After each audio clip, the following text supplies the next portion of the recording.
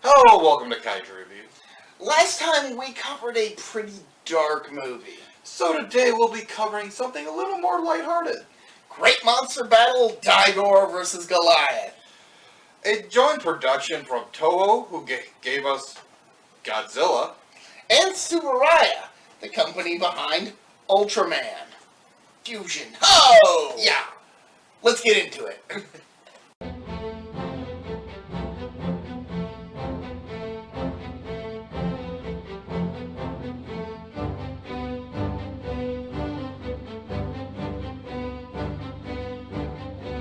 A man Goro appears on a television show to demonstrate a flying bike. He's invented the aerial bike in hope of winning the prize money to help feed Daigoro, a monster that lives on an island.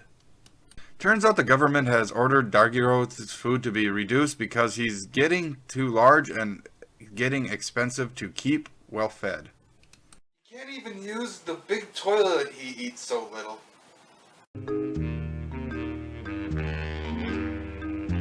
If Goro can get his aerial bike to fly for 1 minute, he'll win 2 million yen. Unfortunately though, it does get off the ground and the aerial bike immediately explodes and leaves Goro stuck in a tree. As Goro recovers in the hospital, a guy shows up and just does not know the meaning of the word delicate. Goro's niece, Yoshiko, who's helping take care of the injured inventor, demands to know who the man is, and he claims they know him, and calls himself Kumagura Onizawa. As it turns out, Kuma, as his friend calls him from across the hospital room, is visiting the wrong patient. Hey, hospitals are big. Sometimes you walk into the wrong room. It happens. It's literally the same hospital room. Shh! Quiet. A government official, Hitoshi, is asked by Daigoro's caretaker, Sato, for help in keeping the kaiju fed. Hitoshi, however, thinks that it's best to keep Daigoro as small as he is. Sato then recalls when Daigoro's mother first appears. I thought this was a kid's movie. What's with the scary monster? Mother had attacked the city, causing a lot of destruction before she was shot down by missiles, leaving Daigoro an orphan. Feeling bad for the young monster, he was basically adopted by Saito, explaining why Daigoro lives on an isolated island. Also, taking care of Daigoro has taken its toll on Saito, who can't even bring a date to the island without Daigoro getting in the way. Not that Saito can stay mad at the kaiju, though. After getting out of the hospital, Goro tries to rally support for helping to raise Daigoro, but the public view him as nothing more than a potential dangerous monster and not happy that their tax dollars are going to feed it. Kuma then hijacks the event, trying to convince the public that while they eat heavily, Daigoro is starving, but only ends up getting into a fight, scaring off the attendants that Goro and the kids were trying to convince. Well, that didn't go as planned. You think? Kuma, who has somehow managed to fit inside a piece of playground equipment, apologizes for scaring everyone off, and decides to stop drinking, donating the fund from giving up booze to help pay for Daigoro's food. While Goro becomes more determined to invent something great to win the show's prize money. On his island, Daigoro witnesses a shooting star crash into the sea. The kids try their best to convince passers-by to donate to help Daigoro, and when a company president is convinced into donating, he's pretty much tackled by kids looking to get money from him. Meanwhile, Goro and his nephew Toro and a friend are bringing home stuff for Goro's workshop, giving us a good look at various things he has invented.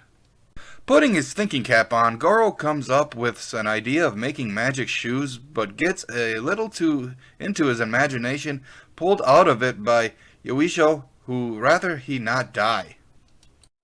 Makes sense. On a hot day, Kuma finds his way into a bar and momentarily forgets that he gave up drinking, but ends up leaving without drinking a drop. Goro learns in the newspaper that the government plans to give Daigoro a concoction called Anti-Grow to suppress his growth, and decides to get to work on his invention. Yoshiko shows up with a man just as Goro is hoisted into the air by one of his creations, while another scares the man off. As Kuma works at his job, a construction site, he hallucinates a pretty girl on a beach giving him a drink and nearly falls to his death, just to find out that he was actually dreaming the whole thing. Saito is taken to the facility where they're mixing Anti-Grow into Daigoro's food, but he cannot bring himself to give it to Daigoro. So Hitoshi decides to do it himself, feeding the food to Daigoro, who quickly rejects it. Hey, maybe he's just not hungry. He can't even eat enough to poop. However, Hitoshi convinces Daigoro to eat the Anti-Grow bread for his own good.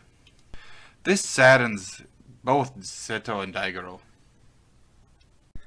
Kuma reads about it in the newspaper when his friend from the hospital, Hachigoro, shows up with a bottle to share with Kuma and his wife, Umeko. After Hachigoro mentions how cold it's gotten, Kuma tries to express to Hachigoro his sadness over Daigoro being fed Anti-Grow, but the friend doesn't get it. When Kuma decides to donate the money he saved from not drinking, he learns that his wife spent it on a new outfit.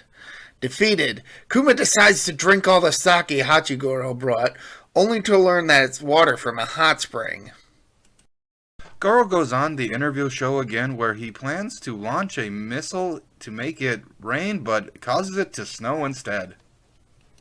Despite not making it rain, the show decides to reward him with money anyway, though the Goro and the kids learn that Goro's rain machine crashed nearby, meaning the snow is not result of the invention. Though they are conflicted about accepting the money, they still decide to use it to feed Daigoro. Well, it is for a good cause. Back on Daigoro's island, Hitoshi wants Saito to help feed the Kaiju more of the Anti-Grow food, which he quietly refuses to do. Hitoshi tells Saito that Daigoro's kinda been growling at him, and Saito thinks that Daigoro is trying to tell him something about the sky. Suddenly, a storm occurs, and Daigoro approaches the beach as something happens in the ocean. Saito and Hitoshi run out to find out what's wrong, and Hitoshi, thinking Daigoro has gone wild, tries to shoot the creature, though Saito stops him. Daigoro starts heading towards a jet of water shooting up out of the ocean, which Seto spots as a second monster of this film titled Goliath finally shows up. Goliath's horn flashes, causing the sky to clear.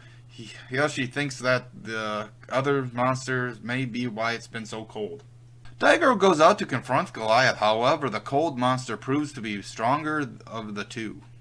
Goliath uses its horn power to defeat Daigoro and hands back into the ocean, and Saito rushes to the fallen Daigoro.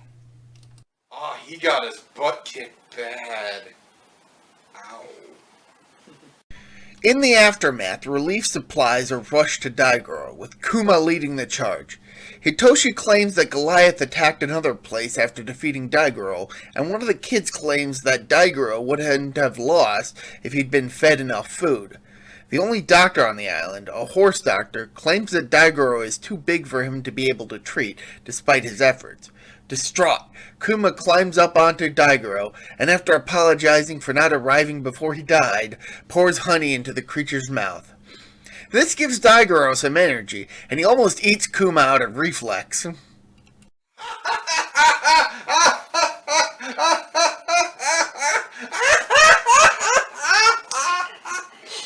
Kuma survives, and apparently he found a sample that Hitoshi had sent off to study, which apparently comes from the enemy monster. Kuma boasts about how he bravely searched Daigoro's mouth to find his wife, reminds him he was unconscious when they recovered him. Hitoshi reveals the object had material not found on Earth. Sato speculates that Daigoro witnessed Goliath's arrival on Earth. Goro explains to the kids how Earth's atmosphere protects the planet from space debris, and that humans have been using air recklessly, allowing more dangerous things to arrive on Earth, and speculates that Goliath came from another planet. Hitoshi reveals that they don't know where Goliath is currently, and the kids think they should just shoot a nuclear warhead at the monster to kill it for hurting Daigoro. Goro explains that if the monster is out at sea and they bomb it, the Sea of Japan will be contaminated, which is already polluted. Kuma thinks they should do it anyway, and practically offers to climb into Goliath's mountain and detonate the bomb himself, but his wife informs him that he'd die too, and he starts to get aggressive with everyone. After gathering up a lot of food, Hitachi tries to convince the now conscious Daigoro to eat up and grow bigger. Daigoro decides to do some training, preparing for his rematch against Goliath. Meanwhile, Goliath has re-emerged and is attacking another place, and the newspapers report that they don't know what to do about the monster since nukes are off the table. The horse doctor reiterates that using a nuke to kill Goliath would also kill the sea, and he wonders how many years humans have left to enjoy the Earth, and we get a montage of nature. This movie's environmental message comes out of nowhere. There was some speculation that Daigoro and its mothers appeared because of melted ice caps or something, but the message still feels out of place this late in the movie. Sure does. Saito, however, does state that humanity has faced crises before and come out alive. Then everybody goes home. The next day, Goro decides to help Daigoro look scarier in preparation for his rematch. Hitachi mentions Hinshin, reference to his actor role in Kamen Rider. Daigoro tries to roar again and manages to breathe a powerful fire from his mouth, which knocks Goro off the cliff, though Daigoro catches him. Some random guy comes running up to inform everyone that Goliath has been spotted again. Goro goes over what they know about the Goliath, finally giving the monster its name, even though it's in the title of the movie. He comes up with a plan to cover Goliath's horn, the source of its powerful attack, and they convince Kuma and Hachi to be the ones to do it while the space monster sleeps. As Goro and the heroes head out to enact the plan, Saito explains to Daigoro what to do when Goliath arrives, with Hitoshi promising to get a huge budget for Daigoro's food when he succeeds. After arriving on the small island, Goro starts to climb while Kuma and Hachi go and cover Goliath's horn. They soon discover they've climbed onto Goliath without even realizing it, and they spot Goro about to strike a point near Goliath and try to warn him of the danger, which he keeps missing. He then finally sees Goliath and accidentally sets off the flare too early, awakening the space monster and signaling Daigoro to face an enemy before they've done anything about its horn. I know Perlman already said this in an unrelated scene earlier, but didn't go as planned. As the heroes cling to Goliath's back, Goro is impressed with how Goliath's cooling power works. When the kids spot that the horn hasn't been covered, Kuma's wife is disappointed in her husband. Daigoro then grows timid as Goliath begins to attack once more. The heroes then decide they need to do something about the horn and work to get it covered up like they had originally planned, but Goliath notices and blows them off its back. That could have gone better. This actually works to their advantage, however, and they manage to get the horn covered. While Kuma and Hachi swim to safety, Goro pulls out swimming equipment to get away since he can't swim.